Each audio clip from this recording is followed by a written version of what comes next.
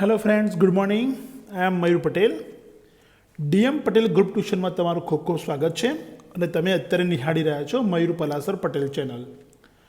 Okay મિત્રો, today we are going to learn the third unit of the standard 9 the Mohan and his veena. આજે મિત્રો આપણે ધોરણ 9માંનો ત્રીજો પાઠ મોહન અને તેની વીણા નામનો પાઠ ભણવા જઈ રહ્યા છીએ. Friends, Mohan was a great musician. એક મોટા સંગીતકાર હતા Mohan. But before we start the lecture, આપણે લેક્ચર શરૂ કરીએ પહેલાં આપણે આજે પ્રી ટાસ્ક ભણવા માગીએ છીએ. સો ધ્યાન આપીએ બધા લોકો. આપણે study this P chart and write a paragraph by answering the questions. P ચાર્ટનો અભ્યાસ કરો અને પેરેગ્રાફ લખો. આન્સરિંગ ધ ક્વેશ્ચન્સ, પ્રશ્નોના જવાબ આપીને પેરેગ્રાફ લખો. So first of all we have to watch the P chart. આપણે પહેલાં તો પી ચાર્ટ જોવો જોઈએ. તો મિત્રો પી ચાર્ટ ધ્યાનથી જોજો. What are all this? આ બધું શું છે? So guitar, flute, table and harmonium. All these are the name of the instrument, musical instrument. આ મ્યુઝિકલ ઇન્સ્ટ્રુમેન્ટના નામ છે. Musical instrument liked by students, વિદ્યાર્થીઓ દ્વારા પસંદ કરાયેલા સંગીતના સાધનો, સંગીતના વાજિંત્રો. તો મિત્રો ધ્યાન આપજો. 50% સ્ટુડન્ટ્સ એવા છે જેમને હાર્મોનિયમ ગમે છે. 10% સ્ટુડન્ટ્સ એવા છે જેને ગિટાર ગમે છે. 14% સ્ટુડન્ટ્સ એવા છે જેને ફ્લ્યુટ ગમે છે, ફ્લ્યુટ મતલબ વાંસળી. અને 26% સ્ટુડન્ટ્સ એવા છે જેને તબલા ગમે છે. સો ફ્રેન્ડ, સૌથી વધારે લોકોને હાર્મોનિયમ ગમે છે, સૌથી ઓછું ગિટાર ગમે છે. તબલા અને ફ્લ્યુટની તો સરખામણી થોડી સરખા જેવી છે. Okay, now we see the questions. આપણે એવા પ્રશ્નો જોઈશું. તો કેવી રીતે ક્વેશ્ચન પૂછાય અને આન્સર કેવી રીતે લખાય, આપણે એનો અભ્યાસ કરીશું. પ્લીઝ બરાબર ધ્યાન આપજો મિત્રો, તમારા માટે જ છે બધું. Vote is the most popular musical instrument? શું કહેવા માંગે છે? Sorry, vote is the which is the most popular musical instrument? કયું સંગીતમય વાજિંત્ર સૌથી વધારે પોપ્યુલર છે? તો મિત્રો છે હાર્મોનિયમ. તો તમારે ખાલી વીચની જગ્યાએ હાર્મોનિયમ કરો એટલે 1 માર્ક્સ મળી જાય. ધી હાર્મોનિયમ, મારા પછી બધા બોલવાનું છે. The harmonium is the most popular musical instrument. Harmonium સૌથી વધારે પોપ્યુલર મ્યુઝિકલ ઇન્સ્ટ્રુમેન્ટ છે. The second question, which is the list popular musical instrument? મિત્રો લિસ્ટ એટલે સૌથી ઓછું પોપ્યુલર કયું મ્યુઝિકલ ઇન્સ્ટ્રુમેન્ટ છે? સો યુ કેન સી, તમે લોકો જોઈ શકો છો મિત્રો, ગિટાર 10% જ છે. So you can write the guitar is the list popular musical instrument. તમારે વિચની જગ્યાએ ધ ગિટાર કરો સેકન્ડ ક્વેશ્ચન્સમાં આન્સર તરીકે, એ તમને બીજો માર્ક્સ મળી જાય. The guitar is the list popular. Okay, now third question, how many of the students like the flute? How many of the students, કેટલા વિદ્યાર્થીઓને વાંસળી ગમે છે? So you can see, flute ગમે છે 14% સ્ટુડન્ટ્સ, તમે જોઈ શકો છો મિત્રો. સો યુ કેન રાઇટ, તમે લખી શકો છો કે 14% students okay like the flute. 14% students like the flute, એટલે કે 14% લોકો વિદ્યાર્થીઓને વાંસળી ગમે છે. The next question, vote is the difference between the popularity of flute and that of tabla? Vote is the difference between popularity? Flute અને તબલા વચ્ચેની પોપ્યુલારિટીમાં શું તફાવત છે? હવે મિત્રો તફાવત પૂછ્યો છે તો આપણે આ વાક્ય છે, આ સેન્ટેન્સ, આનો જવાબ છે આપણે ડિગ્રીમાં બનાવીશું. ફરીવાર સમજીએ આપણે. What is the difference between popularity of flute and that tabla? તો ફ્લ્યુટ છે 14% અને તબલા છે 26%. તો વધારે પોપ્યુલર કયા છે? તબલા છે. તો આપણે લખીશું, બનાવીશું કમ્પેરેટિવ ડિગ્રી. આપણે ડિગ્રી પણ શોર્ટ ટાઈમમાં ભણીશું. ધી તબલા, મારા પછી બોલવાનું છે બધાએ. The tabla is more popular than flute. શું લખવાનું ફરીવાર? The tabla is more popular than, કયું ધેન? THAN, than flute. તો ચોથાનો જવાબ આપણે ડિગ્રીમાં બનાવવાનો કે તબલા વાંસળી કરતાં વધારે પોપ્યુલર છે. ઓકે, તમે આ જવાબ અલગ રીતે પણ લખી શકો આ રીતે કે 26% students like tabla and 14% students like flute. તમે આ રીતે પણ આન્સર આપી શકો છો. Okay, friends, the fifth questions. Which instrument is liked by half of students? મિત્રો હાફનો મતલબ શું થાય? અડધું. તો એવું કયું સાધન છે જે અડધા વિદ્યાર્થીઓ દ્વારા પસંદ કરવામાં આવે છે? તો તમે ફરીવાર જવાબ તરીકે હાર્મોનિયમ લખી શકો છો કે હાર્મોનિયમ ઇઝ લાઇકડ. આખું નીકળી જશે. વિચ ઇન્સ્ટ્રુમેન્ટ આખું કાઢી નાખવાનું અને ત્યાં તમારે લખવાનું કે harmonium is liked by half of the students. Okay friends? Okay, હવે આપણે પાઠની શરૂઆત કરીશું. Now we start the unit. Okay, so બધા લોકો જોઈ શકે છે આરામથી. Okay, read one. Mohan was born in a family of musicians. In એટલે ની અંદર. ઇન શું છે? પ્રેપોઝિશન છે. મોહન સંગીતકારોના કુટુંબમાં જન્મ્યો હતો. Mohan was born in a family of musicians. A family એક કુટુંબ, અને એ કુટુંબમાં સંગીતકારો ઘણા બધા હતા, એટલે મ્યુઝિશિયન્સ બહુવચન. તો સંગીતકારોના એક કુટુંબમાં મોહન જન્મ્યો હતો. Music was in his blood. સંગીત એના લોહીમાં હતું. સંગીત એના લોહીમાં હતું. હી ગ્રીવ અપ વિથ. ધ્યાન આપજો મિત્રો. હી ગ્રીવ અપ વિથ મ્યુઝિક. ધ્યાન આપજો મિત્રો. મ્યુઝિશિયન લખ્યું છે, દેખાતું નથી. પીડીએફમાં મસ્ત ક્લીન છે, પણ એ ફાવતી નથી, આપણે આમાં બનતો નથી વિડીયો. તો he grew up with musicians. Musicians means સંગીતકાર. અને મિત્રો ગ્રીવ અપ એટલે મોટા થવું. ગ્રીવ અપ એ કેવું વર્બ કહેવાય? V2, જેનું V1 શું થાય? Grow up. તે સંગીતકારો સાથે મોટો થયો હતો. લાઇક હિઝ ફાધર, એના પિતાજીની જેમ, એન્ડ અધર ફેમિલી મેમ્બર્સ, કુટુંબના બીજા સભ્યોની જેમ, હી વોઝ ઇનિશિયલી. મિત્રો ઇનિશિયલી એટલે શરૂઆતમાં. ઇનિશિયલી એટલે શરૂઆતથી, એમ beginning. He was initially trend in vocal music. એને શરૂઆતથી જ વોકલ મ્યુઝિકમાં તાલીમ આપવામાં આવતી હતી. એ તાલીમ કોઈ બીજી વ્યક્તિ આપતું હતું, એટલા માટે આ વાક્ય પેસી બની ગયું. He was initially trend in vocal music and then અને પછી હી ટ્રાયડ. પાછળ ટ્રાયડ લખ્યું છે જે દેખાતું નથી મિત્રો.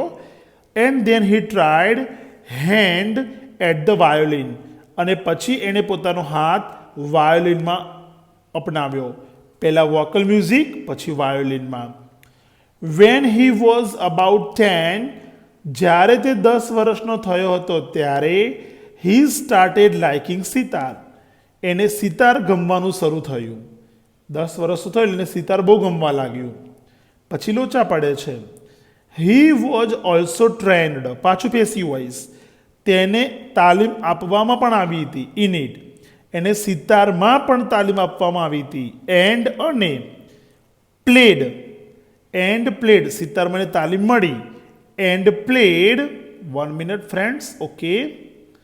And played for about 3 years. અને 3 વર્ષ સુધી એને સિતાર વગાડ્યું. એને સિતાર ગમવાનું ચાલુ થયું 10 વર્ષનો થયો ત્યારે.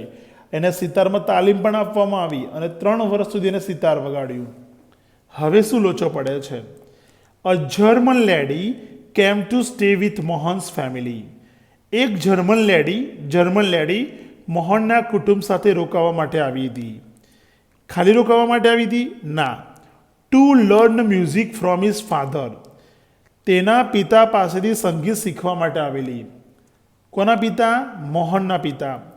બરાબર. કોણ? German lady. કેમ એટલે V2 આવી હતી. તેના પિતા પાસેથી સંગીત શીખવા માટે આવી હતી. ઇટ વોઝ, ધ્યાન આપજો મિત્રો. ઇટ વોઝ ધેન, આ ધેન લખ્યું છે મિત્રો. It was then the guitar entered his life. પછી તો એના જીવનમાં ગિટાર પણ એન્ટર્ડ થઈ ગયું. પહેલાં ગિટાર નહોતું જીવનમાં, પણ જર્મન લેડી આવી પછી ગિટાર એના જીવનમાં એન્ટર્ડ થઈ ગયું. હવે ગિટાર છે ને મિત્રો એ ફોરેન ઇન્સ્ટ્રુમેન્ટ કહેવાય, ઇન્ડિયન દેશી ના કહેવાય. હી began his experiments with the beautiful instrument. આ હી કોના માટે વપરાયું? મોહન માટે.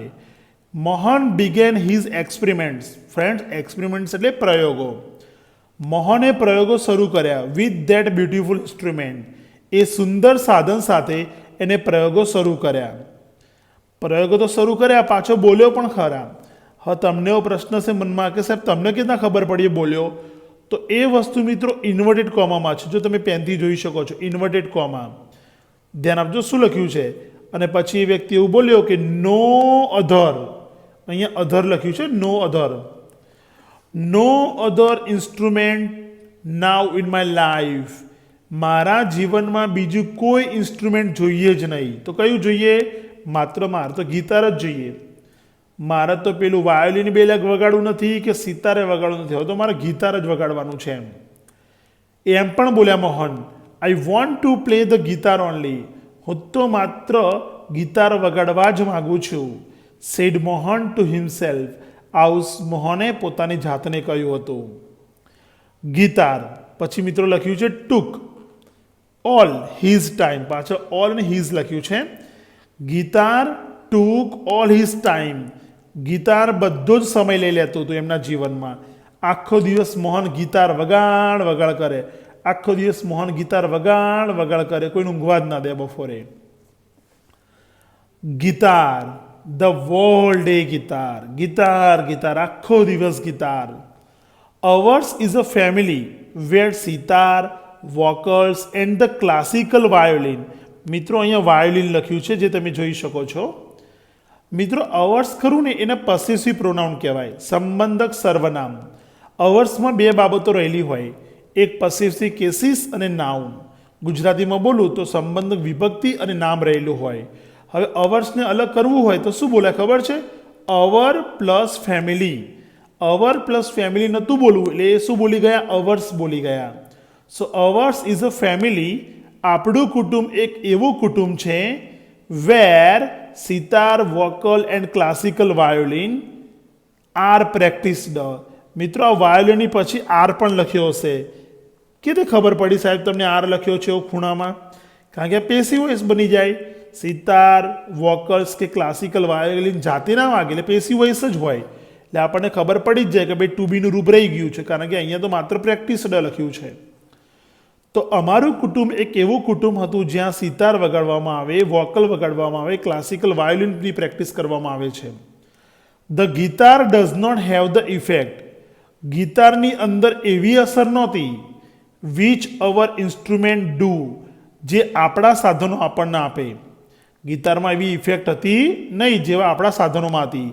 એન્ડ મોર ઓવર, અને વધારાની અંદર, વધારામાં ઇટ ઇઝ, પછી મિત્રો લખ્યું છે not from, and it is not from India. અને પાછું ગિટાર છે એ ભારતમાંથી પણ નહોતું, એટલે કે ઇન્ડિયન પણ નહોતું. આ બધા જ ઉપરના વાક્યો કોણ બોલ્યું? Said one of the family members. એના કુટુંબના સભ્યોમાંથી એક સભ્ય બોલ્યો. શું બોલ્યો?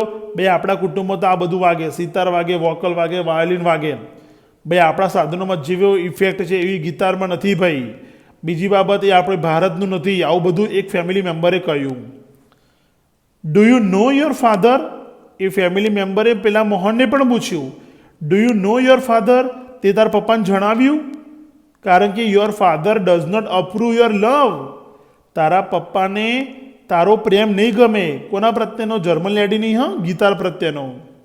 કે તારા પપ્પાને પણ ગિટાર પ્રત્યેનો પ્રેમ અપ્રૂવ એ માનને નહીં રાખે લ્યા. તું ગિટાર છોડી દે, તારા પપ્પાને આ બધું નહીં ગમે લે ફોરેનની વસ્તુ. Said is aunty. આ કહેનાર કોણ હતું? એના કાકી હતા. But his mother came to help him. પરંતુ એની મમ્મી મોહનની મદદે આવી અને બોલી એની mummy, let him follow his heart desire. Let him follow એટલે કે એને એના હૃદયની ઈચ્છાને અનુસરવા દો, એવું મોહનની મમ્મી કીધું. કારણ કે માં તો માં કહેવાય ને, એની આંટી ગમે તે બોલતી હોય, પણ એની મમ્મી કીધું let him follow his heart desire. Heart desires એટલે હૃદયની ઈચ્છા. અહીંયા ડિઝાયર લખ્યું છે મિત્રો, હા, અને પછી સી લખ્યું છે. શું કીધું? Let him follow his heart desire, કે મોહનને એના હૃદયની ઈચ્છાને અનુસરવા દો. શી, ધ્યાન આપજો મિત્રો, આપણે હવે આગળ વધીશું. મોઢું ચિત્રી લાગ્યું છે સ્ટુડન્ટ્સે, અને આપણે એની પાસે બુક લેવી પડી કોરોનામાં. ઓકે, શી ડિક્લેર્ડ, એવું એની મમ્મીએ જાહેર કરી દીધું કે ભાઈ મોહનને જે ગમે કરે. ભાઈ અહીંયા કોઈ ધ્યાન ના આપતા, અહીંયા ધ્યાન આપજો. Then his father started supporting him. પછી તો મોહનના પપ્પાએ પણ એને સપોર્ટ કરવાનું શરૂ કરી દીધું. સ્ટાર્ટેડ ભૂતકાળ, સપોર્ટિંગ છે ને મિત્રો, એ વર્તમાન કૃદંત કહેવાય.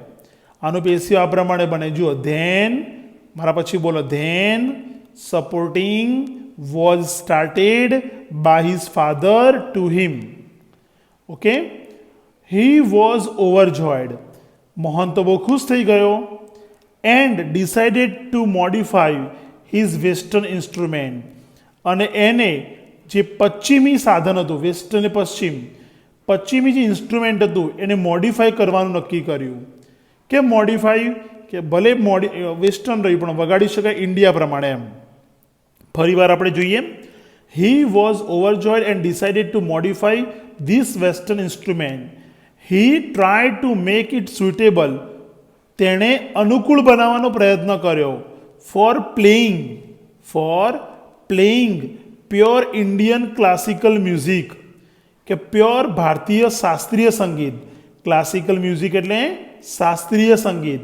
કે પ્યોર ભારતીય શાસ્ત્રીય સંગીત માટે વગાડી શકાય, અનુકૂળ થઈ શકે એવું બનાવવાનું ચાલુ કર્યું. He spend 2 more years with guitar only. એને બીજા 2 વર્ષ માત્ર ગિટારની પાછળ એને વિતાવી નાખ્યા. He spend 2 more years with guitar only. એને બીજા 2 વર્ષ ગિટાર સાથે પૂરા કરી નાખ્યા. ઓકે મિત્રો, હવે આના જે પછીનું જે છે આપણે વન ઇવનિંગ ધેર વોઝ, એ આપણે સેકન્ડ વિડીયોમાં ભણીશું. આપણે આજે અહીંયા સુધી રાખીશું. આવજો મિત્રો, ગુડ બાય, ટેક કેર.